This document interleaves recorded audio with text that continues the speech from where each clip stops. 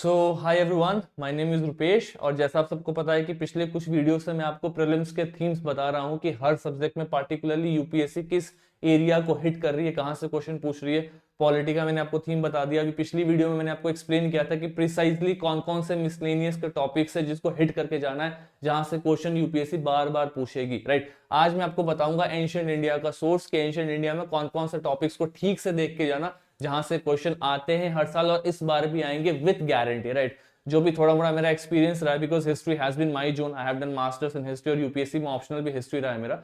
तो जो भी मेरा थोड़ा मोड़ा एक्सपीरियंस रहा है हिस्ट्री का, let me assure you here कि हिस्ट्री के क्वेश्चंस गलत नहीं होंगे। Just be consistent here with me for the next few days. Right, अभी लास्ट में हो सकता है कि मैं आपका प्रीलिम्स का एक मैराथन भी करा दूंगा, बिकॉज आई लिटरली नो कि यूपीएससी हिस्ट्री में कौन कौन से डेफिनेट एरियाज है जहां पे वो बार बार फोकस करती है।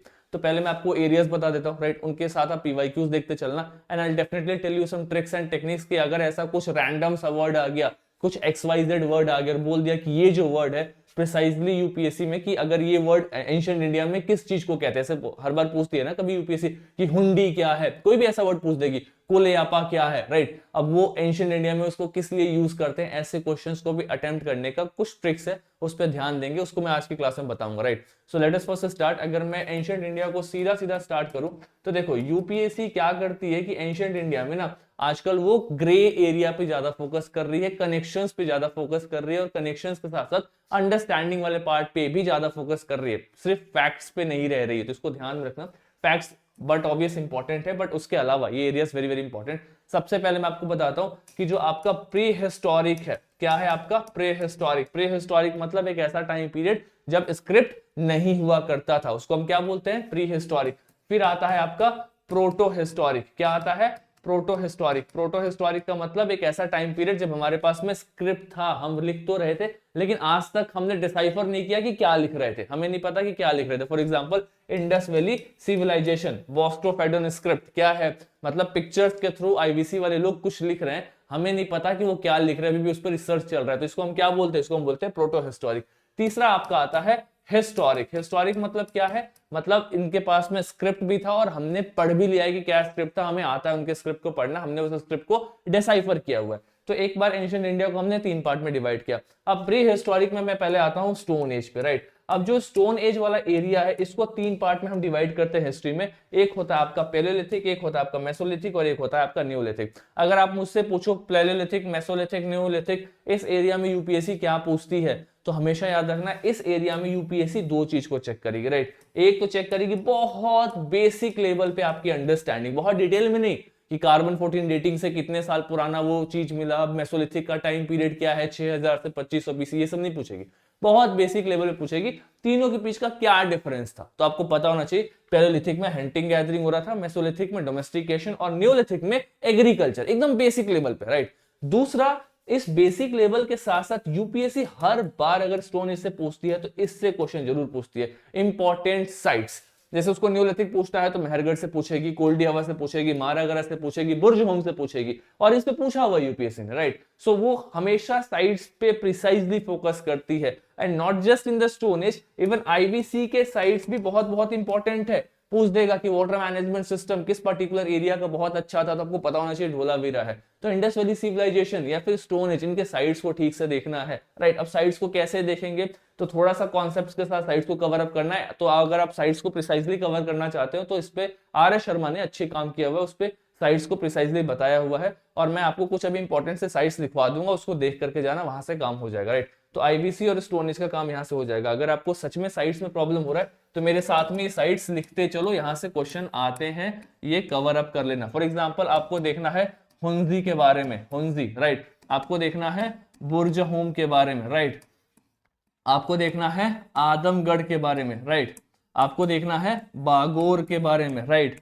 आपको देखना है गुलिंद के बारे में। ठीक है, आपको इन साइट्स के अलावा आपको बहुत सारे ऐसे इंपॉर्टेंट से साइट्स है जहां से यूपीएससी सीधा सीधा स्ट्रेट क्वेश्चन पूछती है। राइट, तो जैसे हुंजी हो गया, बुर्ज होम हो गया, आदमगढ़ हो गया, बागोर हो गया, गुलिंद हो गया, Khetri mines in Rajasthan, important for what, copper production. Right, तो ऐसे कुछ इंपॉर्टेंट इंटरेस्टिंग से साइट्स हैं, as and when I will recall the names I will definitely write it here. इनको आपको स्टोन एज में डेफिनेटली देख करके जाना। जैसे आपको मेहरगढ़ सबसे इंपॉर्टेंट साइट, राइट, मेहरगढ़ इन दी बोलान वैली। राइट, मारागरा, मारागरा या फिर कोल्डी हवा, राइट। इस पे क्वेश्चन आता है। मारागरा, कोल्डी हवा क्यों इंपॉर्टेंट है?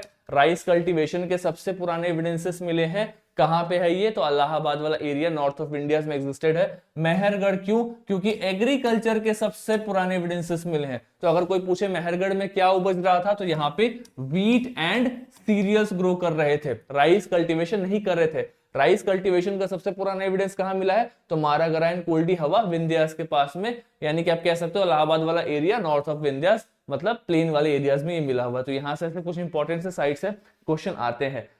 वैसे इंडस वैली सिविलाइजेशन के साइट्स तो आपको पता ही है, बानावाली हो गया, राखीगढ़ी हो गया, ढोलावीरा हो गया, लोथल हो गया, चन्हू-दारो हो गया, मोहेंजो-दारो हो गया, तो ये कुछ सुरकोटाडा हो गया, राइट। ऐसे कुछ इंपॉर्टेंट से साइट्स को देख करके जाना। बाकी आईवीसी के कॉन्सेप्ट बहुत ईजी है, थोड़ा मोड़ा ये देख करके जाना कि ग्रेट बाथ कहाँ पे है, राइट, मोहेंजो-दारो में है, राइट।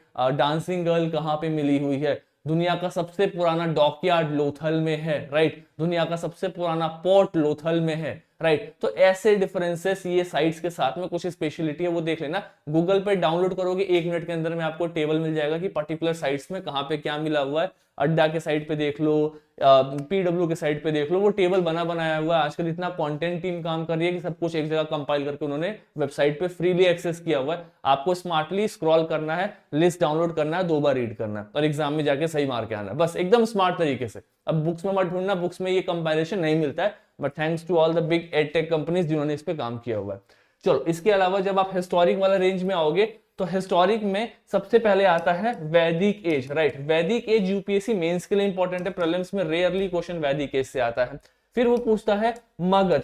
मगध में यूपीएससी में बहुत सारे इंपायर्स है, लेकिन याद रखना प्रीलिम्स का फेवरेट है मौर्य। मौर्य पे क्वेश्चन पूछ सकता है। और अगर आप थोड़ा सा और आगे जाओगे, specially in terms of prelims, तो बुद्धिज्म एंड जैनिज्म, राइट। इसको तो जितने अच्छे से, जितने डीप में कवर कर लो उतना अच्छा है, क्योंकि Buddhism, Jainism are very very very important theme for UPSC. हर दूसरे साल एक क्वेश्चन आता है, हर दूसरे साल। और बहुत बार तो देखोगे कि हर साल बुद्धिज्म जैनिज्म पे क्वेश्चन आया हुआ है, पिछले ईयर से क्वेश्चन उठा करके देखो। तो बुद्धिज्म जैनिज्म पे वो क्वेश्चन याद रखना, यूपीएससी कभी भी नहीं पूछा है कि गौतम बुद्धा का जन्म कब हुआ, किस फैमिली से बिलोंग करते। बुद्धा के बेसिक डिटेल्स पे क्वेश्चन नहीं पूछता है, बुद्धा के फिलोसफी के ऊपर में क्वेश्चन पूछता है, राइट। कि गौतम बुद्धा का फिलोसफी क्या था, तृष्णा मतलब क्या होता है, 3 लेवल्स ऑफ बुद्धिज्म क्या होता है, इन सबको ठीक से देख करके जाएंगे।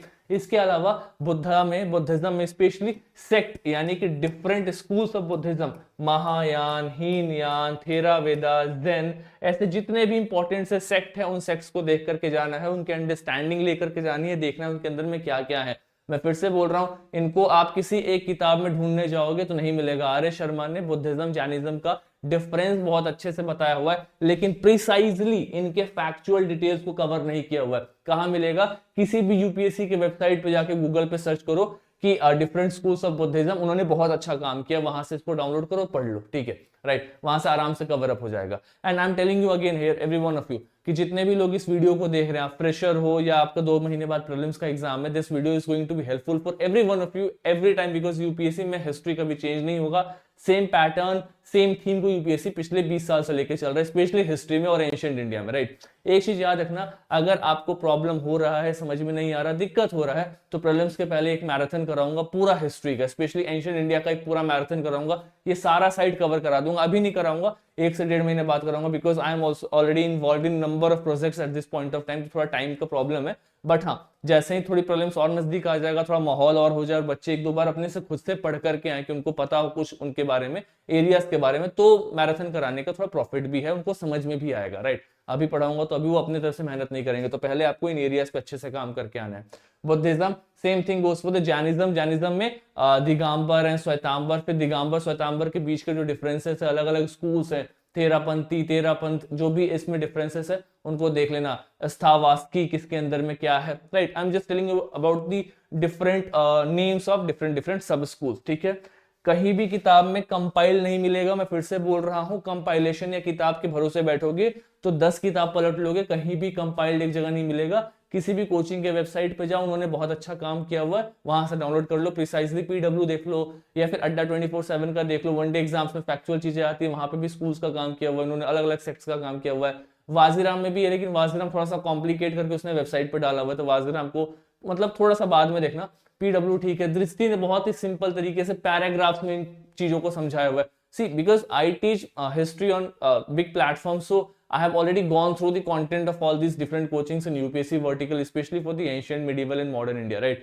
So exactly I know कि किसका कितना लेवल है। तो अगर आपको थोड़ा सा कॉम्प्रिहेंसिव तरीके से समझना है तो दृष्टि को रेफर करना। आपकी अंडरस्टैंडिंग अच्छी है, आपको फैक्ट्स पे काम करना और बहुत ही प्रिसाइज तरीके से, तो पीडब्ल्यू ने काफी अच्छा काम किया हुआ है, बॉक्सेस के थ्रू, टेबल्स के थ्रू सारे फैक्ट्स को एक जगह एकोमोडेट किया हुआ है, तो उसको भी आप रेफर कर सकते हैं। तो इस तरीके से आप देखोगे तो हिस्ट्री में स्पेशली इन एरियाज पे आपको काम करना बहुत इंपॉर्टेंट दिखाई देगा। फिर देखो मौर्याज में ना बहुत इधर उधर मत भागना, मैं फिर से एक बार रिपीट कर रहा हूं, मौर्याज में बहुत इधर उधर मत भागना। मौर्य में अशोका यूपीएससी का फेवरेट है। अशोका का भी पर्टिकुलरली बता दे रहा हूं, जितने भी इंपॉर्टेंट इंस्क्रिप्शंस हैं, राइट, इन सबको ठीक से देख लेना, राइट। जो भी एडिक्ट्स हैं, माइनर एडिक्ट्स, मेजर एडिक्ट्स, उनके लोकेशन देख लेना, ढौली में कहां पे है, राइट। और भी जो इंपॉर्टेंट ऐसे एडिक्ट्स हैं जिनके ऊपर में क्वेश्चन आया, एक साउथ इंडिया का है, I am just missing out his name, right, जहां पे रनियो अशोका मिला हुआ है, रनियो अशोका, राइट। तो इस टाइप के रन यो Ashoka, I am sorry for my very poor hand writing because I don't want to write nicely, अभी मेरे पास उतनी एनर्जी नहीं बची, I am exhausted taking classes whole the day, but anyways, तो इस टाइप की चीजों को अच्छे तरीके से कवर अप करना, यहां से यूपीएससी प्रीलिम्स में क्वेश्चन पूछेगा। चंद्रगुप्त मौर्य, अजातशत्रु, बिंबिसार, बहुत ज्यादा अब मतलब पढ़ लेना एक बार, लेकिन वहां से बहुत कम क्वेश्चंस आते हैं, ठीक है, लेकिन एक बार जरूर देख लेना, मैं बस थीम बता रहा हूं, I am just telling you the themes जहां से बार बार क्वेश्चन आया है, ठीक है। पोस्ट मौर्य जैसे ही आए होंगे, पोस्ट मौर्य में तो आप अच्छे से कनिष्का इनको देख लेना, राइट, कनिष्का यानी कि कुषाण वाला जो पार्ट है उसको देख लेना, और कनिष्का कुषाण के अलावा सतवाहना को देख लेना, right. Satavahana very very important. Satavahana में क्वेश्चन कहां से पूछेगा, तो सतवाहना के कॉइन, सतवाहना का पॉट, और सतवाहना में कौन कौन सी बुक्स लिखी गई है, राइट, बस यहीं से क्वेश्चन आएगा। सतवाहना का तो कॉइन पूछेगा, पॉट पूछेगा, या उसकी बुक पूछी गई है। इसको मैराथन में कराऊंगा, एशियन इंडिया का 5 से 6 घंटे का मिनिमम, 6 घंटे का मिनिमम मैराथन होगा, उससे लंबा ही जाएगा, राइट। तो यहां से क्वेश्चन आएगा। तो जैसे आप एंशिएंट में इन एरियाज को कवर अप करोगे, इसके बाद से गुप्ता, गुप्ता वेरी इंपॉर्टेंट, और गुप्ता में जो क्वेश्चन आता है, गुप्ता के लिटरेचर के ऊपर में क्वेश्चन आता है, क्योंकि गुप्ता में बहुत सारी किताबें लिखी गई हैं, गुप्ता में आर्ट एंड कल्चर बहुत ही ग्रो हुआ है, गुप्ता को हम गोल्डन पीरियड भी कहते हैं। तो लिटरेचर में बुक्स के साथ में ऑथर्स के नाम पे क्वेश्चन आता है, फॉर एग्जांपल अमर शोखा ने कौन सी किताब लिखी है, राइट, अमर सिंह ने कौन सी किताब लिखी है। फिर इसके बाद से क्वेश्चन आ जाएगा कालिदास की कविताओं का, रचनाओं का नाम क्या है, राइट, जो भी है उनके ऊपर में क्वेश्चन आ सकता है। तो इन एरियाज पे थोड़े अच्छे से काम करना, लिटरेचर। फिर इनके टाइम पे जो इंस्क्रिप्शंस थे, और इनके टाइम पे स्पेशली साइंस एंड टेक में जो भी डेवलपमेंट हुए हैं, साइंस एंड टेक में, फॉर एग्जांपल आर्यभट्ट के बारे में देख लेना, शून्य का खोज क्या हुआ, कौन सी किताब है, आर्यभट्टी का जो भी किताब है वो सब देख लेना। इसके साथ में सुश्रुत, राइट, जिन्होंने सर्जरी की शुरुआत की थी, ऐसे इंपॉर्टेंट डिग्निटरीज हैं, उनको देख लेना। चारवाक देख लेना, चारवाक और something, I am just missing his name, जिन्होंने फिलोसफी स्टार्ट किया था। मतलब इन ऐसे कुछ आपको ना इंपॉर्टेंट है साइंस एंड टेक में मेजर डेवलपमेंट्स देखने को मिलेंगे। ये वाला काम करो, आपका एंशिएंट इंडिया कवर अप हो जाएगा। एंशिएंट में मतलब मान के चलो 4 से 7 क्वेश्चन, 4 to 7 क्वेश्चन, इसी के बीच में गेम रहने वाला है। अगर मैं और प्रिसाइजली बताऊं तो 5 ± 2 क्वेश्चन, राइट, यानी कि हो सकता है 3 क्वेश्चन भी हो सकता है 7 क्वेश्चन भी हो। तो ये एक रेंज है, 5 एक एवरेज मान के चलो कितने क्वेश्चन आपके एंशिएंट से आने वाले हैं। मिनिमम टू मिनिमम आपको एंशिएंट 10 मार्क्स तो दे करके ही जाएगा, क्योंकि अब मॉडर्न इंडिया से क्वेश्चंस कम आ रहे हैं, तो मिनिमम मान के चलो 5 क्वेश्चन आएंगे। अगर मॉडर्न इंडिया से वेटेज बढ़ता है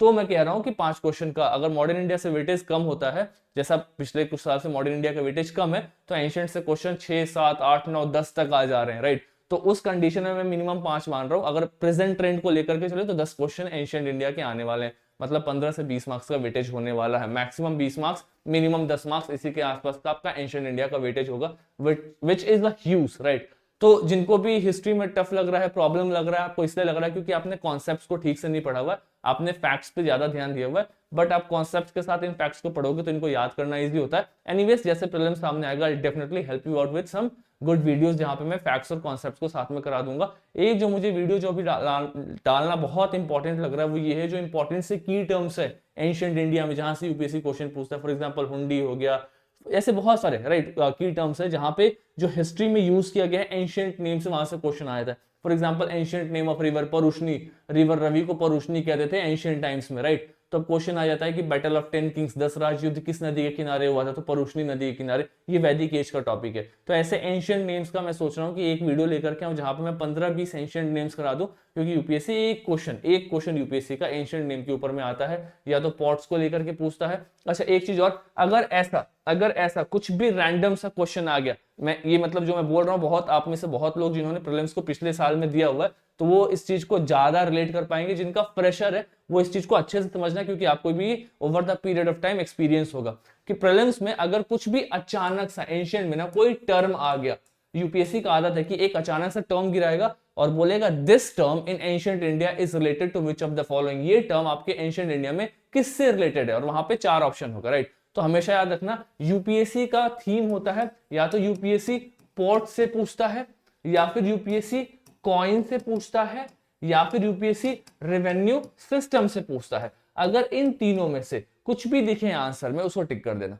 पोर्ट दिख गया, राइट, 4 ऑप्शन में अगर एक ऑप्शन पोर्ट दिख रहा है तो पोर्ट मार के आओ, क्योंकि यूपीएससी का फेवरेट है। या तो पोर्ट से पूछेगा, या तो कॉइन से पूछेगा, या फिर कोई रेवेन्यू सिस्टम है उसका कोई एंशिएंट नाम है वो देके पूछेगा। तो इस टाइप के ट्रिक्स एंड टेक्निक्स बहुत ज्यादा काम आते हैं, आप बिलीव नहीं करोगे, जहां पे नॉलेज खत्म हो जाता है वहां पे ये ट्रिक काम आता है। और ऐसे ट्रिक से आप एक ऐसा क्वेश्चन सही करके आओगे जो 99.9% उन लोगों का गलत होगा जिन्होंने यूपीएससी में मेंस या फिर इंटरव्यू दिया हुआ है। द रीजन वाई, अगर उन्होंने स्ट्रिक्ट टेक्निक को ठीक से नहीं देखा है तो, the reason why because UPSC का थीम इन ही वर्ड्स के आसपास में एंशिएंट इंडिया का रहता है, right. So I think this is helpful for all of you and you guys would have understood the core concept कि एंशिएंट को कैसे अप्रोच करना है, बुद्धिज्म, जैनिज्म एंड एवरीथिंग, खास करके इन 3 एरियाज में, pre historic, proto historic and historic में। तो कोई भी डाउट हो, कुछ भी ऐसा इशू हो, किसी पर्टिकुलर चैप्टर को लेकर के दिक्कत है एंशिएंट में, डू लेट मी नो, उसको मैं सॉल्व करा दूंगा। और एंशिएंट के अलावा कोई ऐसा चैप्टर है या कोई ऐसा सब्जेक्ट है जो आपको लगता है कि सर मुझे इसका थीम बता दो, मैं इसमें पॉन्डर बहुत ज्यादा कर रहा हूं, तो मैं उसका थीम आपको समझा दूंगा, राइट। बहुत जल्दी इकोनॉमी का भी थीम आने वाला, चंदन सर उस वीडियो को लेकर के आएंगे, सो वो आपके सामने बहुत जल्दी आ जाएगा। So I wish every one of you all the very best for the prelims, and all the freshers who have started the journey, make sure that these are the areas you have to keep on priority when you prepare for this particular exam, right? So see you soon in another video. Tab tak ke liye thank you so much everyone, prepare well, all the very best, thank you so much.